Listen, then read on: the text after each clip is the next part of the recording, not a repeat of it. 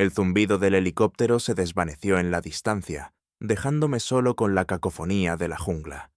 Miré mi reloj, las 14:17. Se suponía que la estación de investigación estaba a 6 horas de caminata desde el punto de descenso. Algo sencillo. «Estará bien, doctor Mercer», me había asegurado el piloto. «Solo siga el río hacia el sur. No tiene pierde». Me ajusté las gafas y consulté mi GPS. La pantalla parpadeó débilmente antes de apagarse.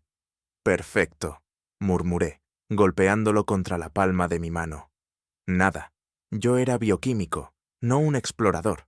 La Universidad de Múnich me había enviado a recolectar muestras de una rara planta con flores que solo crecía en este rincón remoto del Amazonas. Una simple asignación de campo, dijeron. 3 días, dijeron. La humedad se pegaba a mi piel como una toalla caliente y húmeda. Mi camisa ya se adhería a mi espalda, y llevaba menos de 10 minutos en tierra. Saqué mi botella de agua y tomé un sorbo medido, recordando la advertencia del piloto sobre el racionamiento. El dosel de la jungla se elevaba por encima de mí, filtrando la luz del sol en patrones moteados en el suelo del bosque. Hermoso, de una manera extraña. Nada que ver con mi laboratorio estéril en casa. Me eché la mochila al hombro y me dirigí hacia el sonido del agua que corría. La vegetación se volvía cada vez más densa, con enredaderas serpenteando a través de mi camino, obligándome a agacharme y esquivar. Mis botas, nuevas y rígidas, rozaban mis talones con cada paso. Después de 1 hora de caminata, el terreno comenzó a descender. El descenso fue gradual al principio, luego más empinado. Me agarré a las ramas para mantenerme firme. El camino se volvía traicionero con piedras sueltas y raíces expuestas. Un pájaro chilló en algún lugar por encima de mí, sobresaltándome en pleno paso. Mi pie resbaló y de repente me estaba deslizando, cayendo por la pendiente. Mi mochila se enganchó con algo, haciéndome girar mientras caía. Un dolor me recorrió el tobillo, luego el hombro, luego oscuridad. Cuando abrí los ojos, la luz había cambiado. Dorada, en ángulo, como al final de la tarde. Estaba tendido en el fondo de un barranco, con la ropa empapada por un arroyo poco profundo. Me dolía la cabeza a latidos. Me toqué la sien y mis dedos quedaron ensangrentados. Intenté levantarme, pero un dolor punzante en mi tobillo derecho me hizo volver a caer. Esguince, posiblemente fractura. Mi mochila había aterrizado a varios metros de distancia, con su contenido parcialmente disperso por el lecho rocoso del arroyo. Mientras me arrastraba hacia ella, un movimiento llamó mi atención.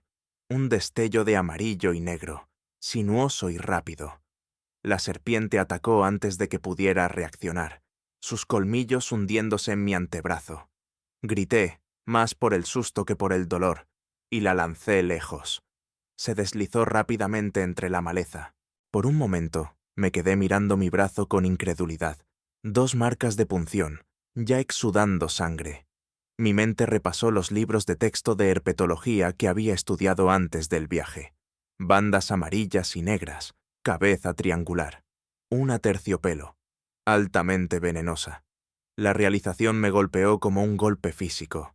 Estaba solo en la jungla, herido, sin comunicación, mordido por una de las serpientes más mortíferas de Sudamérica. Tenía horas, tal vez menos, para encontrar ayuda, o moriría aquí. Los primeros 15 minutos después de la mordedura transcurrieron en un torbellino de actividad desesperada. Sabía qué hacer, en teoría. No entrar en pánico, inmovilizar la extremidad, limpiar la herida, buscar atención médica de inmediato. El problema era la parte del inmediatamente. Revolví en mi mochila, con las manos ya temblorosas. Por miedo o por el veneno, no podía decirlo. Mi botiquín de primeros auxilios contenía suministros básicos, vendas, antiséptico, analgésicos. Nada específicamente para mordeduras de serpiente. Encontré mi teléfono satelital y lo encendí, rezando por una señal. Nada. La pantalla mostraba la batería al 12%, Debía haber estado encendido en mi mochila durante la caída. «Verdammt», maldije, mi alemán nativo irrumpiendo en mi inglés habitual. Enjuagué la mordedura con agua de mi botella y apliqué antiséptico. Luego envolví un vendaje de compresión alrededor de mi antebrazo, lo suficientemente apretado para ralentizar el flujo linfático, pero no tanto como para cortar la circulación. Improvisé un cabestrillo rudimentario con mi camisa de repuesto para inmovilizar el brazo. El sitio de la punción ya ardía, la piel a su alrededor se enrojecía e hinchaba. Sabía lo que vendría: náuseas, mareos, visión borrosa, necrosis tisular y finalmente, sin antídoto, insuficiencia respiratoria y muerte. Volví a mirar mi reloj, las 15:42. Quizás quedaban 3 horas de luz del día. Tenía que moverme. Ponerse de pie era una agonía. Mi tobillo gritó en señal de protesta cuando probé mi peso sobre él. No estaba roto, decidí, pero sí gravemente torcido. Encontré una rama resistente para usarla como bastón y recogí lo que pude de mis suministros dispersos. La estación de investigación seguía siendo mi mejor esperanza. Tendrían suministros médicos, tal vez incluso antídoto. ¿Pero en qué dirección? La caída me había desorientado, y sin mi GPS. El arroyo. El agua fluye cuesta abajo, y la estación de investigación estaba cerca del río. Seguiría el arroyo. Empecé a cojear río abajo, cada paso una negociación entre mi tobillo lesionado y el terreno traicionero. La jungla se cerró a mi alrededor, indiferente a mi difícil situación. Los pájaros cantaban en lo alto, los insectos zumbaban, la vida continuaba su implacable ciclo. Después de 30 minutos, sentía la boca seca a pesar de beber agua. Mi visión se nublaba por los bordes. El veneno se abría paso por mi organismo. Pensé en mi laboratorio en Múnich, estéril y predecible. En mi apartamento con sus pulcras estanterías repletas de libros y la nevera vacía. En mi hermana, que me había rogado que no aceptara este encargo. «Eres un científico de laboratorio, Jonas», me había dicho. «Deja el trabajo de campo para los guardabosques». Tenía razón, por supuesto. Estaba fuera de mi elemento, aquí. Mi conocimiento sobre supervivencia provenía de libros y documentales, no de la experiencia. Una ola de náuseas me invadió y caí de rodillas, vomitando en la maleza. No salió nada más que bilis. No había comido desde la mañana. Cuando pasó el vaído, levanté la vista y me quedé paralizado. A unos 20 metros, un enorme árbol había caído sobre el arroyo, creando un puente natural, pero también bloqueando mi camino a lo largo de la orilla. Tendría que cruzarlo o trepar de alguna manera. Con mi tobillo y brazo lesionados, ambas opciones parecían imposibles. La noche caería pronto. Necesitaba refugio, fuego, un plan. El veneno se estaba extendiendo. Podía sentirlo en la pesadez de mis extremidades, la aceleración de mi pulso, el sudor frío que brotaba en mi frente. El tiempo se agotaba. Elegí cruzar el árbol caído en lugar de intentar sortearlo a través de la densa selva. La corteza estaba resbaladiza por el musgo, y mi equilibrio estaba comprometido tanto por mis lesiones como por los síntomas crecientes del envenenamiento. A mitad de camino, me mareé. El mundo se inclinó. Caí de rodillas, abrazando el tronco, con el corazón latiendo con fuerza en mi pecho. «Concéntrate», me susurré. Un movimiento a la vez. Avanzaba centímetro a centímetro de rodillas y con una mano buena, luchando contra el vértigo con cada movimiento. Cuando finalmente llegué al otro lado, me desplomé en la orilla, exhausto hasta la médula. El cielo se había oscurecido a un azul profundo a través de los huecos del dosel selvático. Necesitaba refugio antes del anochecer. Me arrastré hasta un punto donde la orilla se elevaba ligeramente, creando un pequeño saliente. No era mucho, pero me proporcionaría algo de protección. Usando mi único brazo bueno e ignorando el dolor punzante en mi tobillo, recogí hojas de palma caídas y ramas para crear un tosco cobertizo adosado a la orilla. Luego el fuego. Tenía cerillas en la mochila y encontré yesca seca debajo de los troncos caídos más grandes que había cerca. Necesité 3 intentos, con mis manos temblorosas, hasta que la chispa prendió. La pequeña llama creció, proyectando sombras danzantes sobre mi campamento improvisado. A medida que la oscuridad envolvía la selva, surgieron nuevos sonidos, crujidos en la maleza, aullidos distantes, el constante coro de insectos. El fuego mantenía iluminada el área inmediata, pero más allá de su resplandor, la oscuridad parecía absoluta. Me miré el brazo. La hinchazón se había extendido hasta la mitad del codo, la piel caliente y tirante. Me tragué 2 comprimidos de paracetamol, sabiendo que servirían de poco contra el veneno, pero que podrían aliviar el dolor. Mis pensamientos se dirigieron al antídoto. La estación de investigación lo tendría, ya que operaban en una zona conocida por las serpientes venenosas. Pero aún estaba a horas de distancia, y en mi estado, el viaje parecía cada vez más imposible. Entonces, recordé algo de mi informe. Había una aldea indígena en algún lugar de esta región, el pueblo Yanomami. Habían vivido con estos peligros durante generaciones. ¿Conocerían remedios naturales? ¿Algo para ralentizar el veneno hasta que pudiera recibir atención médica adecuada? Era una esperanza desesperada, pero esperanza al fin y al cabo. Saqué mi cuaderno, afortunadamente aún seco en su funda impermeable, e intenté esbozar un mapa basado en lo que recordaba del material informativo. La estación de investigación estaba al sur, siguiendo el río. La aldea indígena estaba al oeste, al este, no lo recordaba. Una repentina ola de escalofríos recorrió mi cuerpo. Me acurruqué más cerca del fuego, envolviendo mi manta térmica de emergencia alrededor de mis hombros. Sentía la boca seca a pesar de beber agua. Los síntomas progresaban. A la luz del fuego, examiné el contenido de mi mochila más a fondo. Comida, barras de proteínas, fruta deshidratada, frutos secos. Suficiente para unos 3 días si racionaba con cuidado. Agua, una botella llena de 1 litro más pastillas potabilizadoras. Material de primeros auxilios, ahora parcialmente usado. Una pequeña navaja de caza. Cerillas. Linterna con pilas de repuesto. Contenedores para recolectar muestras.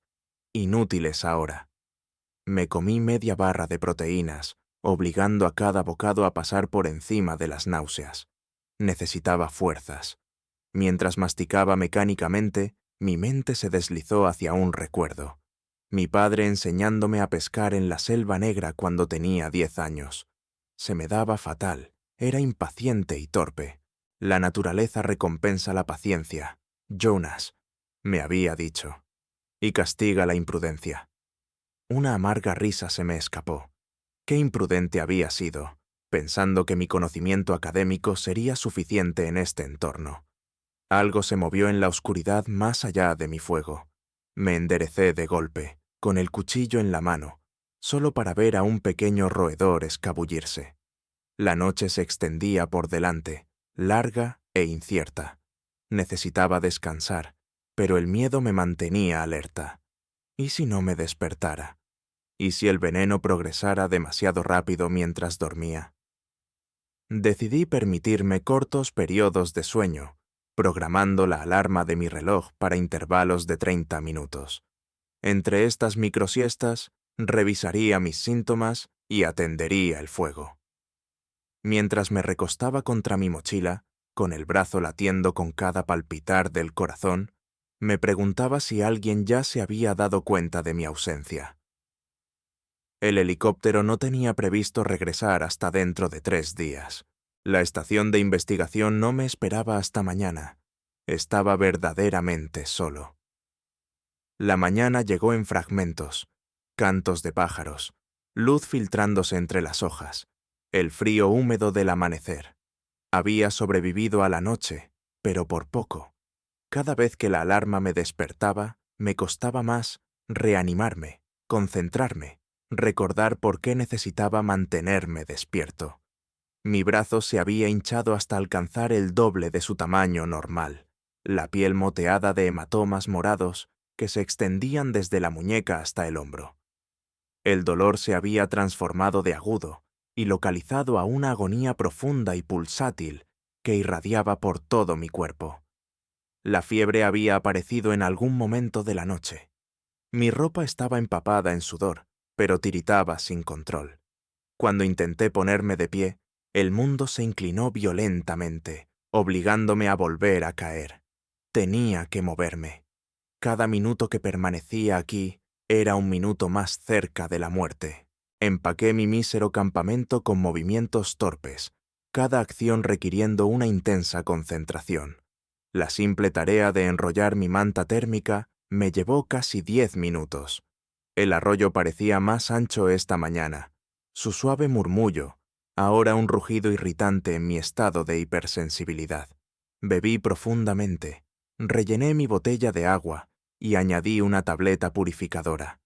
Caminar era un ejercicio de agonía. Mi tobillo, rígido por la inactividad, protestaba a cada paso. Mi equilibrio, comprometido por la fiebre y el veneno, hacía que incluso el terreno llano fuera traicionero. Me caí 2 veces en los primeros 100 metros, la segunda vez haciéndome una brecha en la rodilla con una roca. La selva parecía cerrarse a mi alrededor, la vegetación más espesa de lo que recordaba. O quizás mi percepción estaba alterada por el veneno. Los sonidos llegaban distorsionados, a veces demasiado fuertes, a veces amortiguados como a través del agua. A mediodía había recorrido quizás 2 kilómetros, una distancia lamentable. A este ritmo nunca llegaría a la estación de investigación a tiempo. El calor se había vuelto opresivo, la humedad un peso físico. Mis gafas se empañaban constantemente y el sudor me escocía en los ojos. Me detuve a descansar bajo un gran árbol, cuyas raíces contrafuerte creaban un asiento natural. Mientras estaba sentado allí, con la cabeza dando vueltas, surgió un recuerdo de mi investigación antes del viaje. Algo sobre remedios tradicionales para las mordeduras de serpiente. Los pueblos indígenas usaban ciertas plantas para ralentizar la propagación del veneno. No una cura, sino una medida temporal. ¿Cuáles eran? Mi mente febril luchaba por recordar los detalles. ¿Algo con una savia lechosa? ¿O era una raíz? Busqué a tientas mi cuaderno, hojeando páginas de notas científicas hasta que lo encontré. Un boceto burdo de una planta con hojas en forma de corazón y la anotación Micania guaco, propiedades antiofídicas. Micania guaco, la guía guaco, utilizada durante siglos por los pueblos indígenas para tratar las mordeduras de serpiente. Ahora lo recordaba. La planta contenía compuestos que podrían inhibir la acción del veneno. No tan eficaz como el antídoto, pero potencialmente suficiente para darme tiempo. Pero, ¿cómo la reconocería? ¿Y era siquiera nativa de esta región específica? Escaneé la vegetación a mi alrededor con un nuevo propósito. La fiebre me dificultaba la concentración, pero me obligué a examinar cada enredadera, cada patrón de hojas. Pasó una hora, luego otra.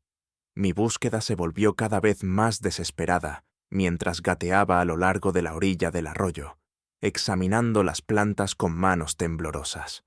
Entonces la vi, o creí verla, una enredadera trepadora con hojas en forma de corazón que crecía en un árbol cercano.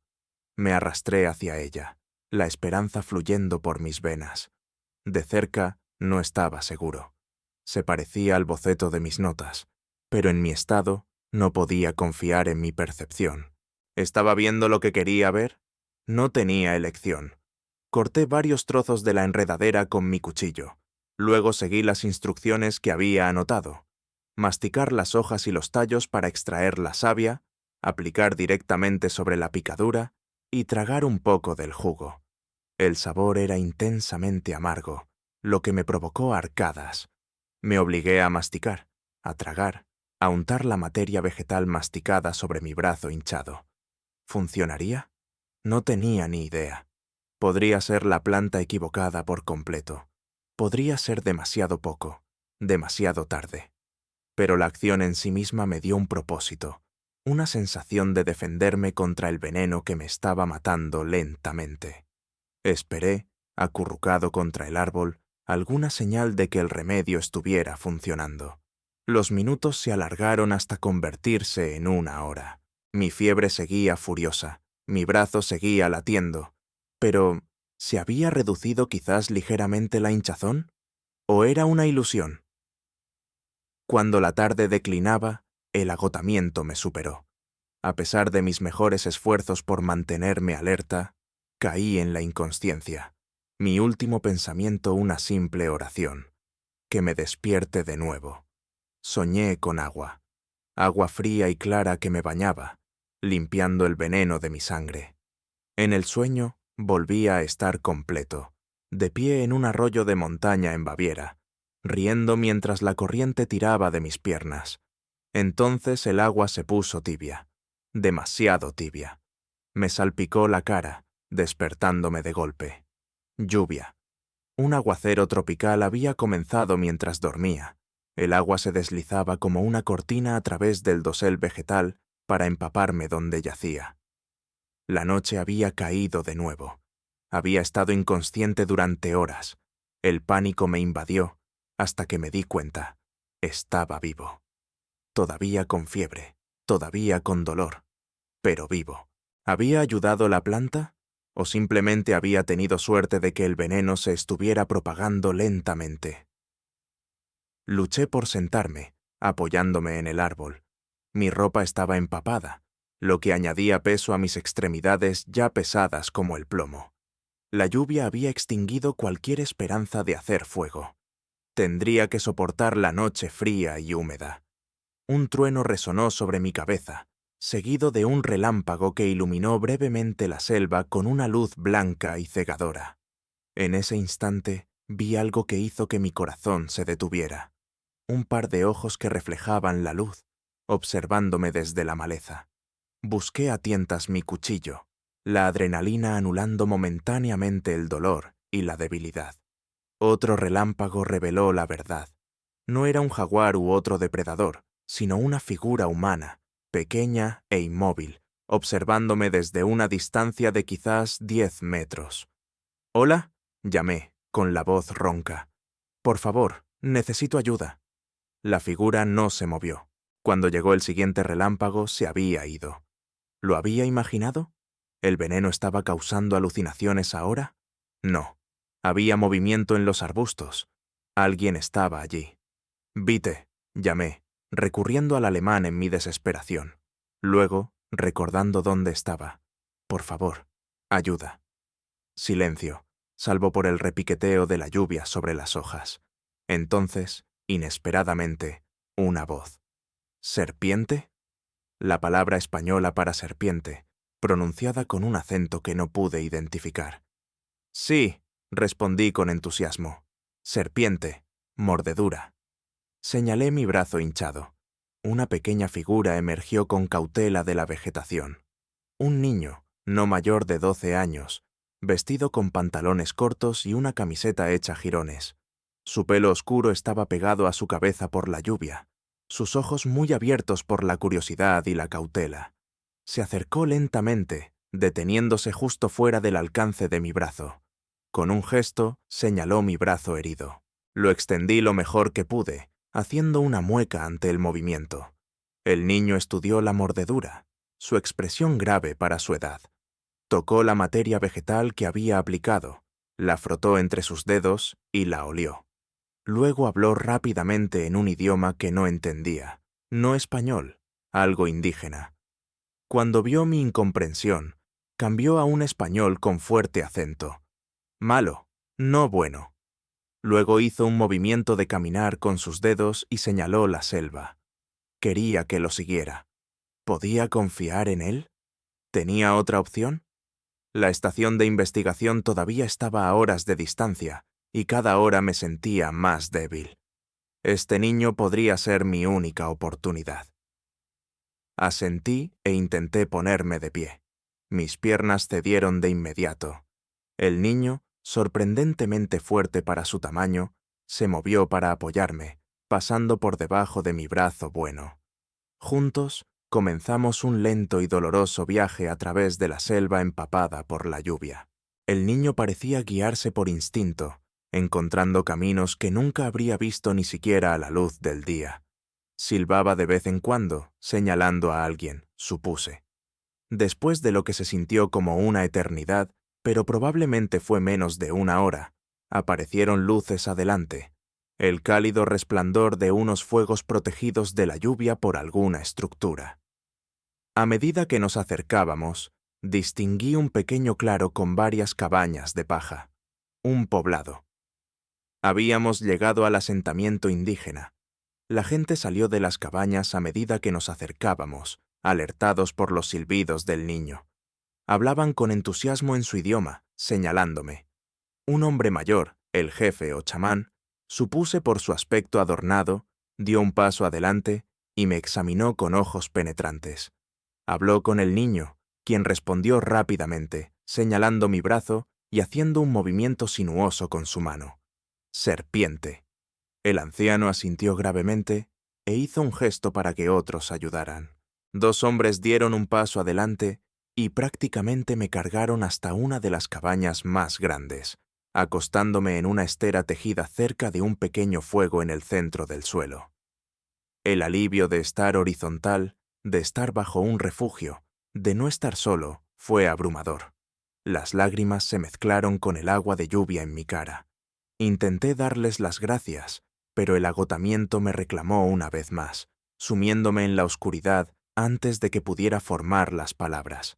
Me desperté con el sonido de un canto, bajo, rítmico, casi hipnótico.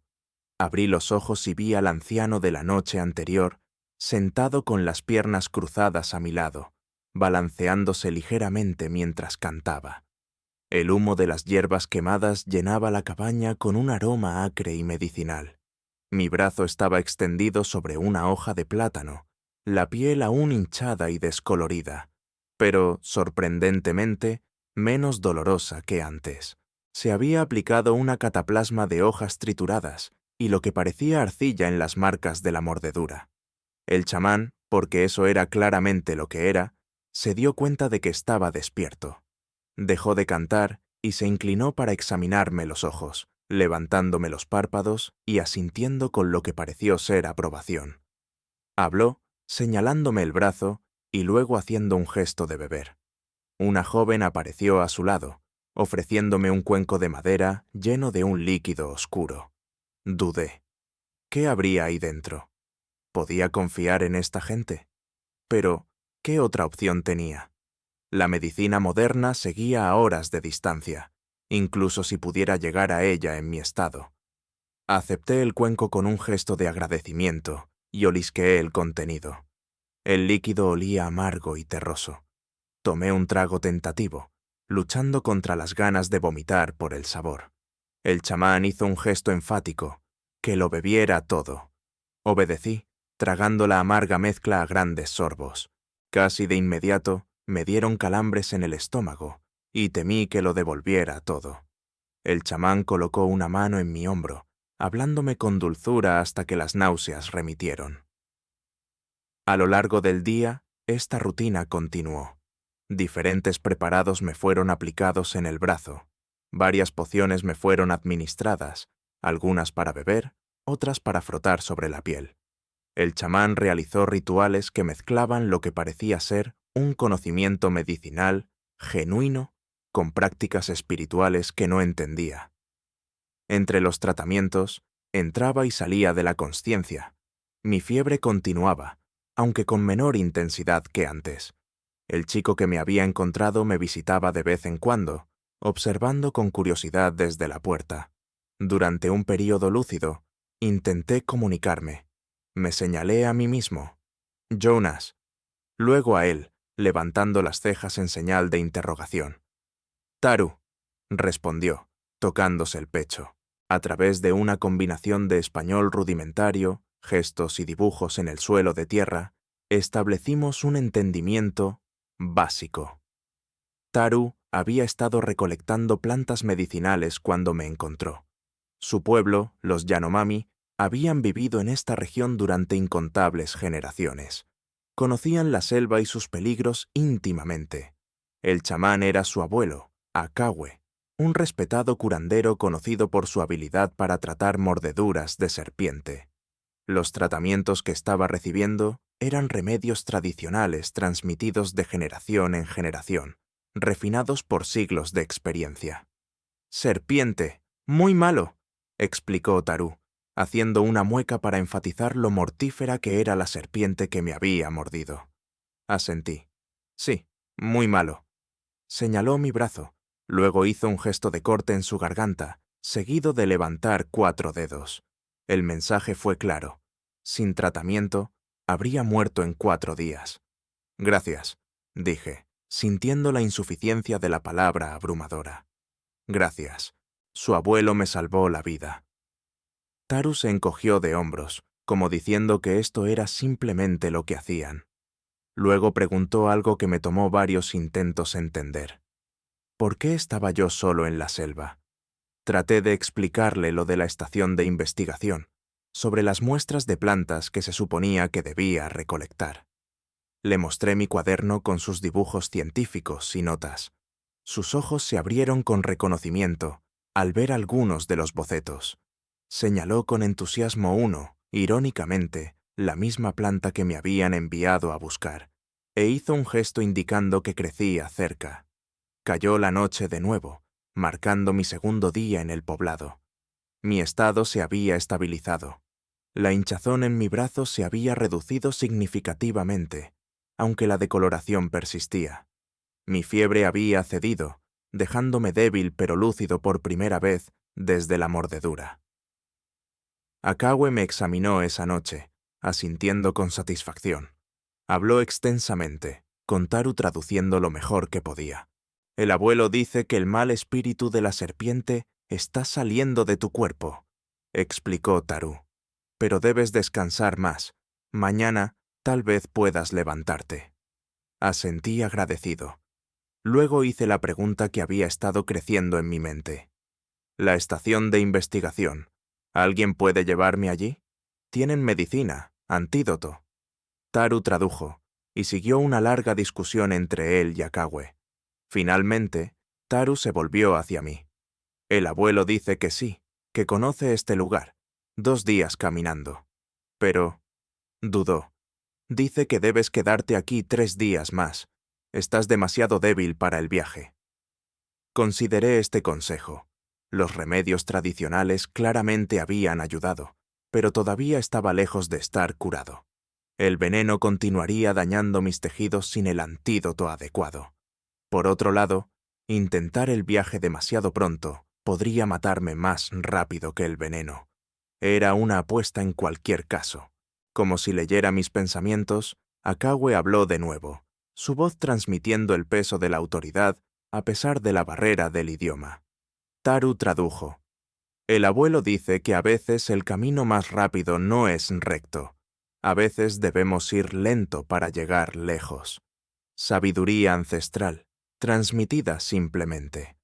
Asentí con aceptación y me acomodé de nuevo en mi esterilla, rindiéndome al juicio del curandero. Por ahora, al menos, me quedaría. 3 días en el poblado se convirtieron en 4, luego en 5. Mi fuerza regresó gradualmente. La hinchazón en mi brazo disminuyó, aunque una oscuridad preocupante persistía bajo la piel, daño tisular del veneno que ningún remedio tradicional podía revertir por completo. Durante ese tiempo, aprendí más sobre los Yanomami. Su profunda conexión con la selva era lo que más me impresionaba. Podían nombrar cada planta, identificar cada huella de animal, predecir cambios climáticos por sutiles variaciones en el entorno que yo jamás habría notado. Taru se convirtió en mi compañero constante y traductor improvisado. Su curiosidad era tan grande como la mía, y pasábamos horas intercambiando conocimientos. Yo le enseñaba conceptos científicos básicos. Él me enseñaba habilidades de supervivencia en la selva. Cuando finalmente pude caminar sin ayuda, me mostró las plantas que su abuelo había usado en mi tratamiento, explicándome sus propiedades y métodos de preparación. Lo documentaba todo en mi cuaderno, reconociendo el valor de este conocimiento tradicional. Algunas de estas plantas probablemente contenían compuestos desconocidos para la farmacología moderna, posibles medicinas esperando ser descubiertas. Al sexto día, Akagüe declaró que estaba lo bastante fuerte para viajar a la estación de investigación. La decisión me produjo emociones encontradas. Necesitaba tratamiento médico adecuado. El tejido necrótico en mi brazo me preocupaba, y temía posibles daños a largo plazo en mis riñones y otros órganos por el veneno, pero me había encariñado con la aldea y su gente, que me habían salvado la vida sin esperar nada a cambio. La noche anterior a mi partida, la comunidad organizó una pequeña celebración. Prepararon comidas especiales, tocaron música con instrumentos hechos a mano e interpretaron danzas que contaban historias de sus ancestros y los espíritus de la selva. Me conmovió que me incluyeran en esta íntima expresión cultural. Cuando la celebración tocaba a su fin, Akagüe se acercó a mí. A través de Taru, me explicó que tenía algo importante que discutir. Nos alejamos de los demás para sentarnos junto a una pequeña fogata. «El abuelo ha visto cómo escribes en tu libro», tradujo Taru. «Quiere saber qué pasará con nuestras plantas si te llevas este conocimiento a tu gente». La pregunta me tomó por sorpresa. Empecé a dar una respuesta estándar sobre la investigación científica que beneficia a la humanidad, pero me detuve. El anciano merecía honestidad. «En verdad», dije lentamente, permitiendo que Taru tradujera, «las compañías farmacéuticas podrían usar este conocimiento para desarrollar nuevas medicinas. Patentarían estas medicinas y se beneficiarían de ellas». Akagüe escuchó atentamente, su rostro curtido sin revelar nada. Cuando terminé, hizo otra pregunta. ¿Recibiría nuestro pueblo alguna parte de este beneficio? ¿Pedirían nuestro permiso? Sentí un rubor de vergüenza. Históricamente, no. El conocimiento indígena a menudo ha sido tomado sin compensación ni reconocimiento. El anciano asintió, sin mostrar sorpresa. Por eso nuestro pueblo se ha vuelto cauteloso con nuestros secretos. El mundo exterior toma mucho y da poco. Señaló mi brazo. Te curamos porque toda vida está conectada. Lo que te daña nos daña a nosotros. Lo que te cura nos cura a nosotros. Pero nuestras plantas, nuestro conocimiento, no son solo cosas para ser tomadas. Entendí entonces que me enfrentaba a una elección moral. El científico en mí quería publicar todo lo que había aprendido, para llevar este conocimiento a la luz de la investigación moderna. Pero hacerlo sin proteger los intereses de los Yanomami perpetuaría una larga historia de explotación. «¿Qué quieres que haga?», pregunté finalmente. Akagüe habló extensamente, Taru esforzándose por traducir conceptos complejos. La esencia era clara. Podía documentar las plantas y sus usos, pero debía trabajar para asegurar que los Yanomami recibieran reconocimiento y se beneficiaran de cualquier desarrollo que resultara. «El abuelo dice que debes hacer una promesa», concluyó Taru. «Una promesa de proteger nuestra selva y nuestro conocimiento. Si estas plantas se convierten en medicinas para tu gente, nuestro pueblo debe compartir este regalo». Consideré la petición cuidadosamente. Complicaría mi investigación, podría entrar en conflicto con las políticas de propiedad intelectual de mi universidad y desafiar las prácticas estándar de la industria farmacéutica. Pero era lo correcto. «Lo prometo», dije, sosteniendo la mirada de Akagüe directamente.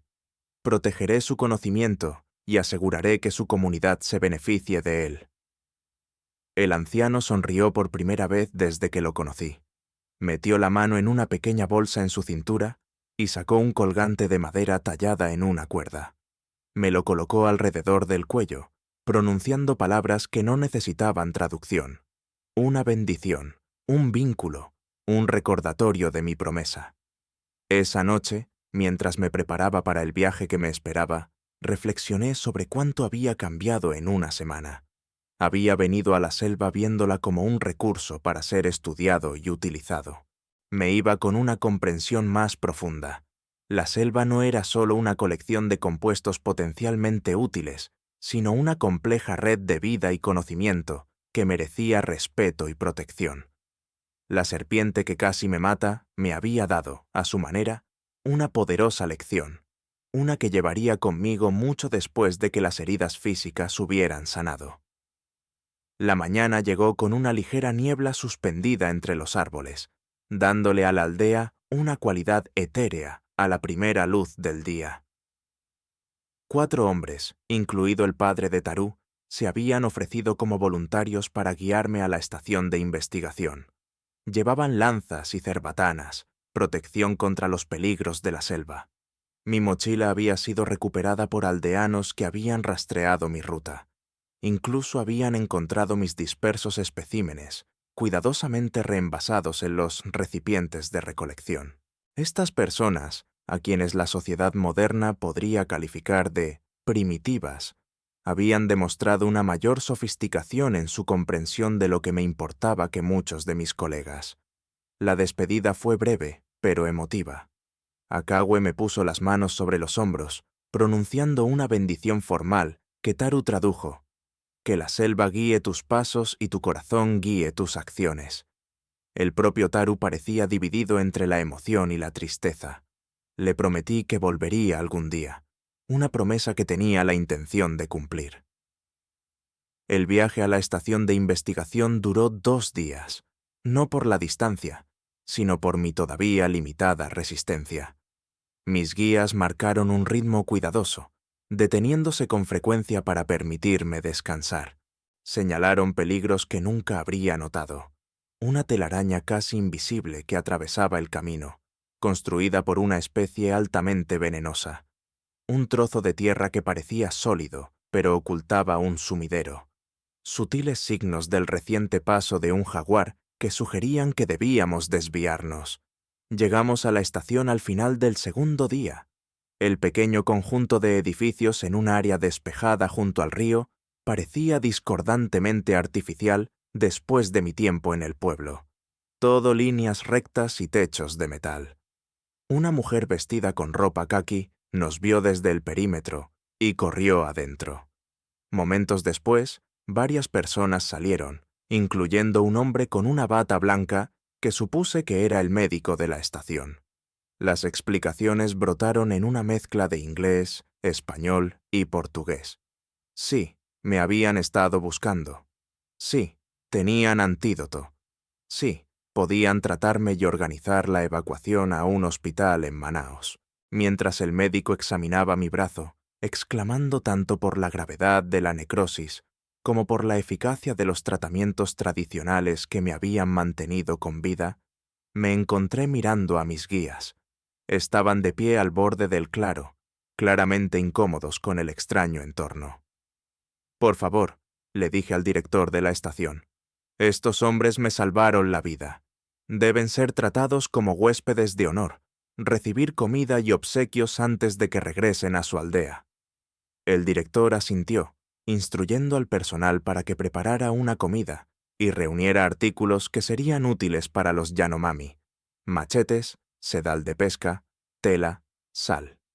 Mientras comenzaban los tratamientos, antibióticos intravenosos, una dosis preventiva de antídoto, desbridamiento del tejido necrótico, insistí en permanecer presente mientras mis guías eran atendidos. No permitiría que se sintieran abandonados después de todo lo que habían hecho. Esa noche, mientras se preparaban para regresar a su aldea con sus regalos, me despedí de ellos.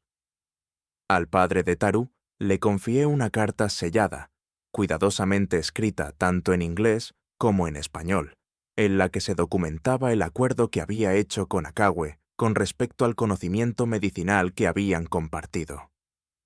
«Esta es mi promesa, escrita», expliqué a través de un traductor de la estación. «Muéstrensela a cualquiera que venga a preguntar por sus plantas o medicinas.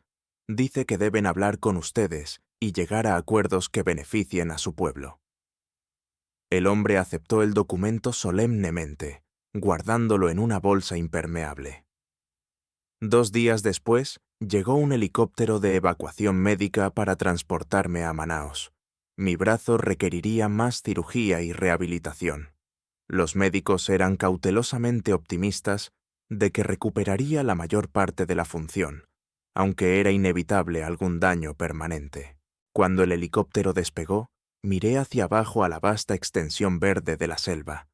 En algún lugar de abajo estaba el barranco donde me había caído, el arroyo que había seguido, el pueblo que me había salvado.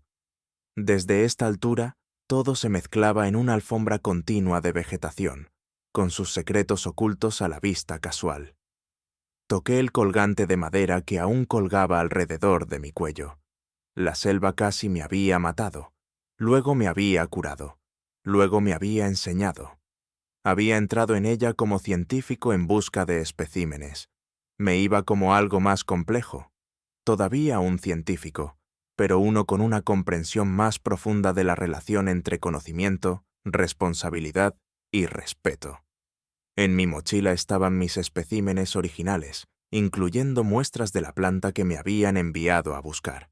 Pero mi cuaderno contenía algo mucho más valioso: documentación detallada de los remedios tradicionales, cuidadosamente anotada con mi promesa de proteger el conocimiento y asegurar que cualquier beneficio se compartiera con aquellos que lo habían preservado durante generaciones. El verdadero trabajo comenzaría cuando regresara a Múnich. Convencer a mi universidad, a los socios farmacéuticos potenciales y a las revistas académicas para que honraran el acuerdo sería un desafío. Algunos lo verían como una complicación innecesaria, otros como una amenaza a las posibles ganancias. Pero había hecho una promesa, sellada con el regalo de mi vida. Y algunas promesas trascienden las obligaciones convencionales. Mientras el helicóptero se inclinaba hacia Manaos, cerré los ojos y me hice otra promesa silenciosa. Este no sería el final de mi historia con los Yanomami, sino el comienzo de un nuevo capítulo, uno escrito con respeto mutuo y un propósito compartido. La amenaza venenosa que casi me cuesta la vida, al final la había transformado.